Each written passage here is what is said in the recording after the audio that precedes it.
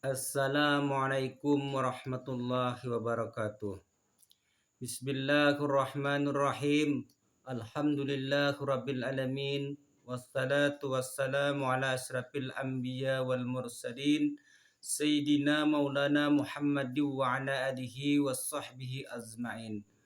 Allahumma salli ala Sayyidina Muhammadin al-Fatihi lima uglika wal khatimi lima sabaqa Nasiril haqi bil haqi wal hadi ila siratikal mustaqim wa ala alihi haqqa qadrihi wa miqdarihil azim.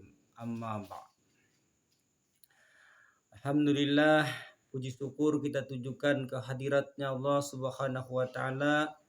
Allahumma salli ala Sayyidina Muhammad wa ala ali Muhammad. Selawat dan salam kita tujukan kepada junjungan kita Rasulullah sallallahu alaihi wasallam dan kepada seluruh keluarga beliau, sahabat beliau, juriat-juriat beliau dan seluruh orang-orang yang mengikuti beliau. Ulun Badrun bin Abdul bin Antung bin Jalal, pelayan daripada Rumah Al-Quran As-Salam di Komplek Dinar Mulia, Kecamatan Gambut, Kabupaten Banjar, Provinsi Kalimantan Selatan. Dalam kesempatan ini, ulun ingin berbagi pendapat, pengetahuan kepada seluruh sahabat-sahabat ulun, kawan-kawan ulun, dan seluruh pemirsa channel YouTube kami dimanapun berada. Tetap dalam pembicaraan kita, tema yang lalu mengenal salat. Ketahui olehmu wahai saudara-saudaraku, bahwasanya salat itu terbahagi kepada 4 tahapan. Adapun tahapan yang pertama yaitu menyempurnakan segala rukun sembahyang, mulai daripada mengadakan niat yang dipesertakan dengan takbiratul ihram dan disudahi dengan salam. Setelah kita mempelajari syarat sahnya sembahyang, syarat sahnya salat, kemudian kita mempelajari rukun-rukun salat, kita mempelajari yang membatalkannya, dan kita mempelajari segala sunat-sunat abadnya dan sunat-sunat hayatnya, lalu kita laksanakan dengan setertib-tertibnya. Ini yang dimaksud dalam tahapan pertama. Ini standar yang paling minim dalam kita mengerjakan ibadah salat kepada Allah Subhanahu wa taala. Adapun yang tingkatan atau tahapan yang kedua yaitu memperbuat rukun sembahyang dan kita berusaha menjaga segala syaratnya dengan semaksimal mungkin, menjaga dari segala yang membatalkannya dan mengadakan khusyuk di dalam hati kita. Apa yang dimaksud khusyuk?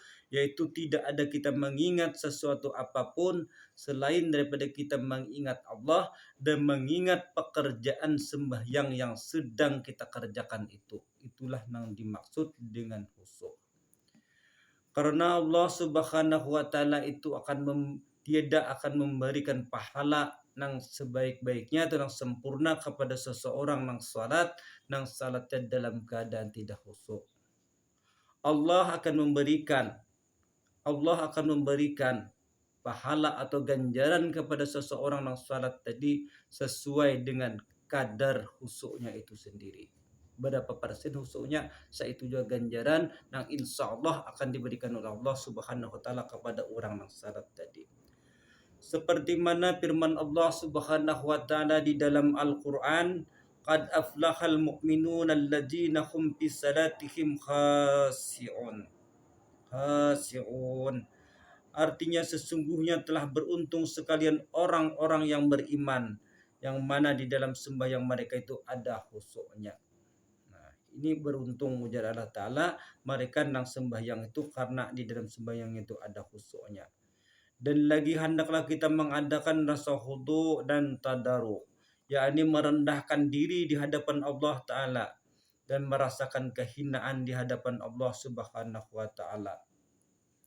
Dan hendaklah pula kita mengadakan di dalam hati kita, di dalam batin kita, di dalam jiwa kita rasa ikhlas. Apa itu ikhlas? Mengerjakan sholat itu semata-mata karena ingin berbuat taat kepada Allah Subhanahu wa taala tanpa ada nang lain-lainnya.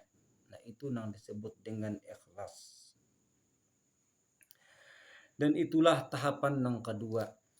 Adapun dalam salat kita ini dalam tahapan yang ketiga, yaitu kita mengiktikadkan pada hakikatnya sembahyang itu yang kita lakukan itu bukan semata-mata atas kekuasaan kita, atas kemampuan kita, bukan, melainkan semua itu atas kudratnya dan iradatnya Allah Subhanahu wa taala. Allah lah yang telah memberikan pertolongan kepada kita, Allah lah yang telah memberikan rahmat kepada kita sehingga kita mampu melakukannya. Karena pada hakikatnya diri kita ini adalah seorang makhluk yang tidak memiliki daya dan upaya, yang tidak memiliki kemampuan untuk menghindar dari suatu kemaksiatan dan tidak mampu memperbuat kebaikan, melainkan semua itu dengan petunjuk Allah Subhanahu wa taala dan pertolongan Allah taala itu sendiri. Dan itulah tahapan yang ketiga. Dan jika orang yang telah menghimpun 3 tahapan itu, maka itulah orang yang mencapai sembahyang yang sebenarnya, sembahyang yang telah dikehendaki di dalam agama kita ini. Alhamdulillah, mudah-mudahan kita berbagi ilmu melalui pengetahuan ini, melalui channel ini, walaupun kadang bertatap muka, Allah Ta'ala kadang mengurangi keberkahan ilmu kita, Allah Ta'ala tetap meridai ilmu kita, dan mudah-mudahan ilmu yang kita bagi-bagi mendapatkan kemanfaatan demi hidup kita di dunia dan hidup kita di akhirat nanti. Wabillahi taufiq wal hidayah. Assalamualaikum warahmatullahi wabarakatuh.